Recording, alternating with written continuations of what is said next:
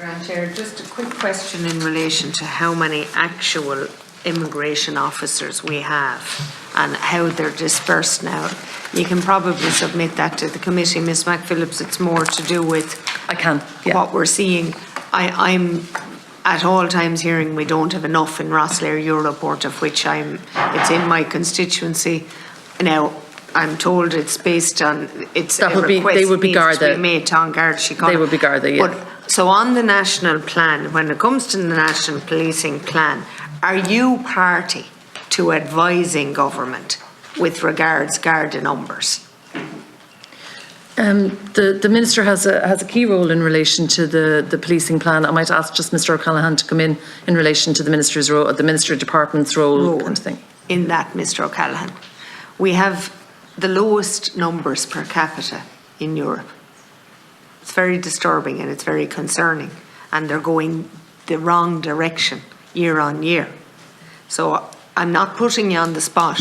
We can't answer in relation to Garda numbers, obviously, Deputy, because that's... but I'm wondering in relation to advices. Surely you're aware of that. Well, our role... Sorry, just to take it back from Mr O'Callaghan, because I can answer it. Our role is in relation to the budget. So the Minister secures through the negotiation and cooperation from colleagues in the Department and the Minister for Public Expenditure and Reform. So are you happy that the budget that you have? The budget is in place to recruit up to 1,000 guards this year and 400 Garda staff. Yes. Now, that's grand. So when we say that it's in place to recruit 1,000, we're not going to meet those targets. We didn't meet last year's targets, and we didn't meet the year before. Well, the recruitment was paused during the pandemic because Templemore was closed. Right. So that happened up until kind of the second quarter of last year. I'm not going to beat around the bush. There's a serious issue. It's very concerning. I'm sure you're aware of it. It applies to all public service recruitment. Yeah. It does, but in the same vein, we're putting policies in place that would actually, if I was joining the Guards, I'd be looking at and going, rubbish, pension-wise, transfer-wise, the entirety of how we were recruiting Gardaí at the moment. Like, if there's a Guard travelling from Wexford to Dundalk on a daily basis to cover his shift, there's something fundamentally wrong with that. Not saying it's your fault.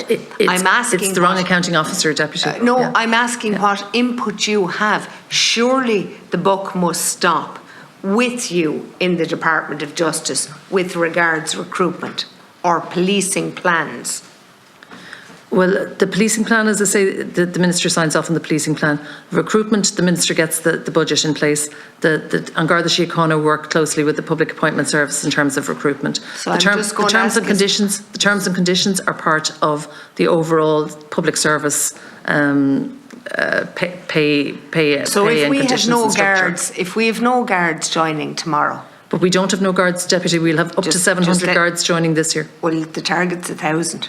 I know, yeah, but 700 is actually a very, very good recruitment. Well, why are we making targets for 1,000 well, then? We'd like to have more. You'd always like to have more. But sure, we probably should have 2,000, but we've set 1,000 with the hope of making it. Now, Ms McPhillips, don't get me started. I'm asking a very serious question in relation to if we drop below 700,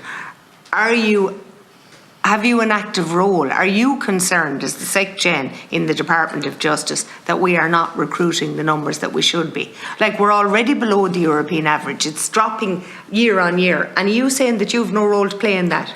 Sorry, Deputy. An Garda Síochána is a growing organisation, unlike many of its counterparts across Europe and across these islands. An Garda Síochána is trying to grow. It will succeed in growing this year. There will be more people join An Garda Síochána than leave, far more than leave An Garda Síochána during this year. That's not actually true, is it? Not according to the PQ I have. It is. There's not. New recruits will not be 700. They will be part replacements. We won't be adding 700 to the force, will we, Miss McPhillips? No, and that's not what I said. How many? Well, that's not what I said. Sorry, what you said is we are recruiting far more than will be retiring. No, that's what you said. You emphasised. You put in added emphasis. How many are retiring? Anyway, how many are retiring? Sorry, Deputy. 700 in, and that's. But how many? I think how many is due to retire in the same period? That's the question. Roughly between 300 and 400 people leave on Garda Síochána. How many are on sick leave at the moment? Sorry, Deputy, it's the wrong accounting officer. That's fine. Yeah. Okay. Well, then don't stray there. I've asked you a specific Indeed. question. Yeah. Are you concerned? I'm concerned about all public service recruitment. I mean, when I was talking about the IPO earlier, we have very strong targets in relation to our own recruitment to the civil service. It's challenging. There's a lot of competition in the employment market at the moment. People have options. I would love to see more Gardaí, as would the Commissioner, as would the Minister, but we will do our best to get as many Gardaí in as we possibly can, and we work very closely with the Guards, with the Public Appointment Service, with everybody involved in the recruitment process. So are you not listening then to everything that's been said in relation to the fact that pay, pension, hours, transfers, that they're all an issue, but none of them have been adjusted, dealt with, nothing? It's a wider issue. It's a wider issue, Deputy. What is it then? What is? The wider issue? I mean, as I said, the terms and conditions are part of the public service pay arrangements. So that there is, as I understand it, with the Department of Public Expenditure and Reform, have plans for a new pay negotiation process later this year, and that is where we negotiate terms and conditions for the public service. Okay, and would you be recommending that? Well, I mean, again, I'd have to. What I'm trying to ascertain here is, what's your role? Are you as concerned as I am? But I can't fix it. You're in the department. And I'm telling you what I'm hearing day on day, week on week, from senior Garda, people who are even involved in the recruitment process, who have waited years and then are being turned down on things like BMI. I'm sure when you get into the Guards, they don't check your BMI. And if your BMI is way above what it should be, you won't be dismissed. I don't see how it's a factor for recruitment, no more than age, which we know is already in the legal sphere.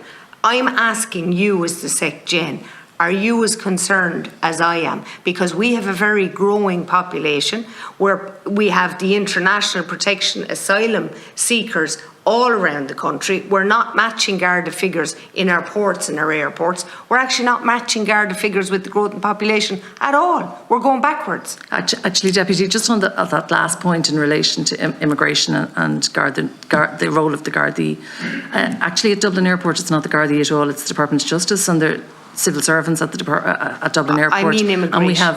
And in immigration in the airport, those are civil servants. So they're civil service, yes. There's no Gardaí, but there is in Rosslare, and yes, there's not enough. We have a project to civilianise that aspect as well. So anytime soon? It's in project, that there will be a project planned later this year.